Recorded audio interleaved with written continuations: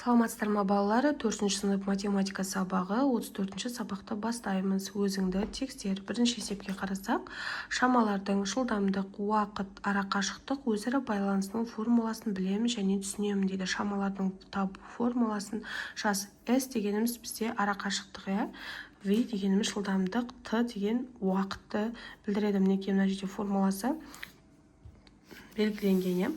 Біріншісі бізде S арақашықтық, оны табуымыз үшін жылдамдықты көбейтеміз біз уақытқа. Ал бізде V деген жылдамдық, оны білу үшін арақашықтықты бөлеміз уақытқа.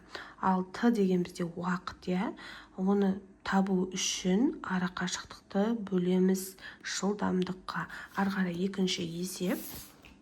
Формуланы қолданып, қозғалысқа берілген есептерді шығара аламын. Есептеудің шешуін жаз дейді. Егер ұшақ 548 км сағат жылдамдықпен 4 сағат ұшатын болса, қандай арақашықтықты ұшып өтеді дейді. Бірінші біз арақашықтықты табуымыз қажет. Мына жерде жылдамдығы берілген 548 км сағат, уақыты 4 сағат және арақашықтығын табамыз. Арақашықтықты табу үшін біз жылдамдықты көбейтеміз сағатқа. Сонда 548-ді көбейтеміз 4-ке, 2192 км шығады екен. Жауабы арақашықтығы 2192 км-ге тең екен. Ары қарай үшінші есеп. Сызбаға талдау жасап, қозғалысқа берілген есептерді шығара аламын дейді. Сызбаға сәйкес келетін өрнекті тап. Мына жерде бізде жылдамдығы берілген 24 км сағат және уақыты 4 сағат. Енді біз арақашықтығын табуымыз керек, яғни S-ді. Арақашықтығын табу үшін жылдамдықты көбейтеміз уақытқа. Мінекей берілген жазамыз, 24-ті көбейтеміз 4-ке, 96, сонда арақашықтығы 96 км-ге тең екен. Жауабы 24 көбейту 4 деген бірінші нұсқаны таңдаймыз. Ары қарай бізде төртінші есеп. Кесте бойынша қозғалысқа берілген есептер құрастырып аламын дейді. Кесте бойынша есеп құрастыр және шығар. Кері есеп құрастыр және оны шығар дейді.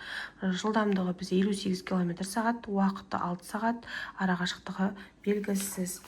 Біз бірінші осы бойынша есеп шығарамыз. Шешуі арақашықтық табу үшін жылдамдықты көбейтеміз уақытқа. 58-ді 6-ға көбейтсек 348, сонда жауабы арақашықтығы S тең 348 км-ге тең екен. Енді кері есеп, біз бұл жерде арақашықтығы белгілі, уақыты белгілі, мына жерде жылдамдығын табуымыз қажет. Арақашықтығы 348 км, уақыты 6 сағат, енді жылдамдығы белгісі. Жылдамдықты табу үшін біз арақашықтықты бөлеміз уақытқа. 348-ді бөлеміз 6-ға, 58 км сағат. Жауабы сонда жылдамдығы 58 км сағатқа тең екен. Ары қарай бізде бесінші есеп. Жиындар қиылысуын диаграммада бейнелеудің дұрыстығын тексере аламын дейді. Екі, мына жерде дөңгелек, яғни диаграмма берілген. Қыздардың есімі Әлия, Інжу, Жеңіс, Бақыт, Ардақ болса, ұлдардың есімі Серік, Болат, Жеңіс, Бақыт, Ардақ екен. Ал ұлға да қызға да келетін бізде есім Жеңіс, Бақыт, Ардаққа тең келеді екен. Осымен біздің 4 сыныптың 34 сабағы аяқталды. Менің каналыма тіркеліп қолдау білдіріп кетсеңіздер, өте қатты қуанышты боламын. Аман сау болыңыздар.